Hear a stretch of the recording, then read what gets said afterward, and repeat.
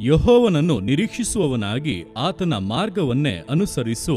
ಆಗ ಆತನು ನಿನ್ನನ್ನು ಮುಂದಕ್ಕೆ ತಂದು ದೇಶವನ್ನು ಅನುಭವಿಸುವಂತೆ ಮಾಡುವನು. ಕೀರ್ತನೆಗಳು 37:34.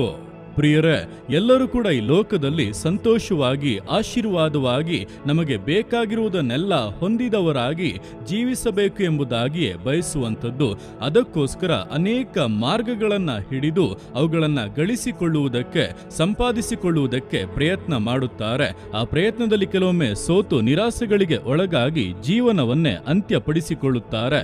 ಆದರೆ ಯೆಹೋವನನ್ನು ನಿರೀಕ್ಷಿಸಿಕೊಂಡು ಆತನ ಮಾರ್ಗವನ್ನು ಅನುಸರಿಸುವುದಾದರೆ ಆತನು ನಮ್ಮನ್ನು ಮುಂದಕ್ಕೆ ತಂದು ದೇಶವನ್ನು ಅನುಭವಿಸುವ ಹಾಗೆ, ಕರ್ತನ ಮೇಲುಗಳಲ್ಲಿ ಸಂತೋಷ ಪಡುವ ಹಾಗೆ ಕಾರ್ಯಗಳನ್ನು ಮಾಡುವನು. ಆದ್ದರಿಂದ ಕರ್ತನನ್ನೇ ನಿರೀಕ್ಷಿಸಿ, ದೇವರು ನಿಮ್ಮ ಸಂಗಡ ಇದ್ದು ಈ ವಾಕ್ಯಾನುಸಾರವಾಗಿ ನಿಮ್ಮನ್ನು ಆಶೀರ್ವದಿಸುವರು. ಆಮೇನ್.